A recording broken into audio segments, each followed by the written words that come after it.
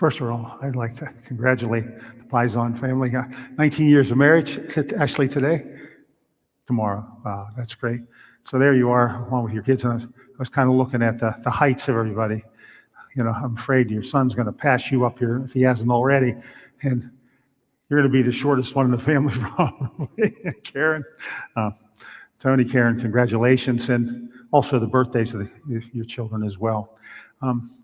Handsome family you have. So God bless you on your anniversary. May you have many more happy, healthy ones, and birthdays as well. Reasons to celebrate.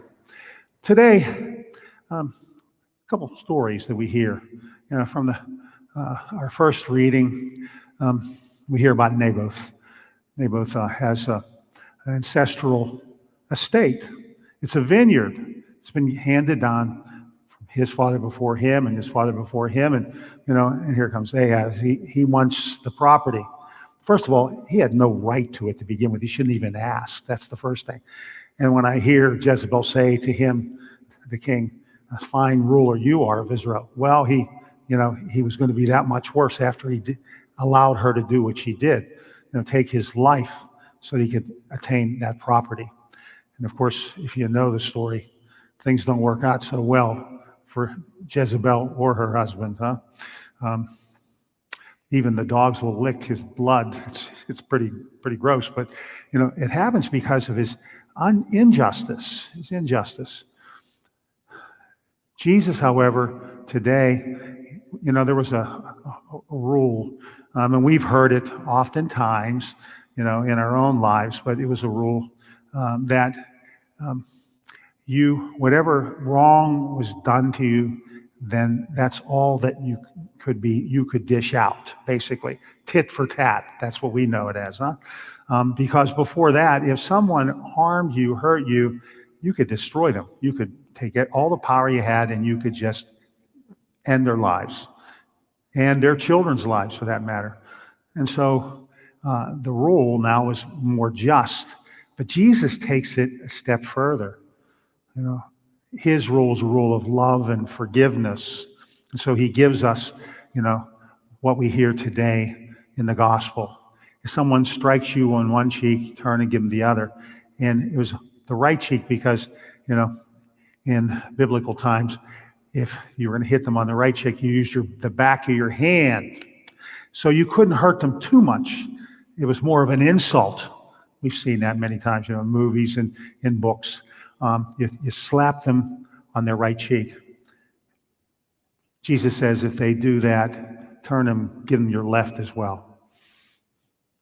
If they press you for your tunic, give them your cloak as well. Give your cloak, give them your tunic as well. Remember, I said this to you. Can you imagine if we literally did what Jesus says in his time? They didn't have clothes like you and I have clothes. They had a set of clothes. They had a tunic, they had a cloak. And Jesus says, if they ask for your cloak, give them your tunic. If you did literally what he said, you'd be standing there in your loincloth.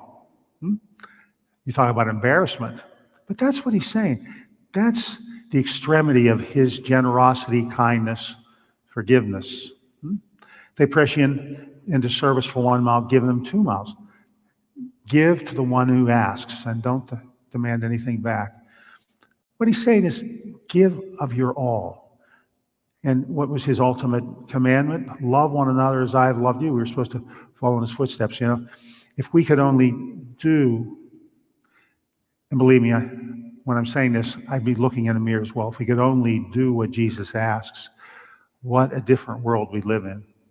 All the way around. The injustices that we have witnessed and the unconcern for those things make all the difference in the world. Whether we can make a difference, change the world by having that compassion, love, forgiveness, and kindness and patience that Jesus is talking about today. I don't think it can be witnessed any more than in a family. Moms and dads, husbands and wives, they share their love and their lives together, and they'll do anything for each other. And then the fruit of your love is your children, so there isn't anything you wouldn't do for them either, huh? You don't have to worry about slapping them one way or another, because what you do out of love. And if we could all be just that kind of a family, you know, brothers and sisters in the Lord, reflecting the fact that we are all called by our Heavenly Father to be sons and daughters, to be one family.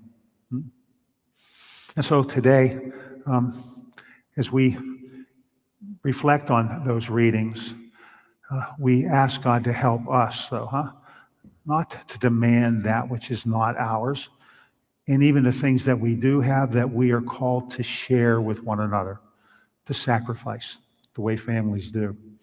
And when we can do that, yeah, you have your problems, everybody does, but it is the love of Christ that's in our hearts and minds within the walls of our homes that allows us then to go out and to follow Jesus's commandments today, his rule, to turn the other cheek, give what you have, even to the point of really wanting, sacrificing, and being for those around you instruments of goodness and love for us all.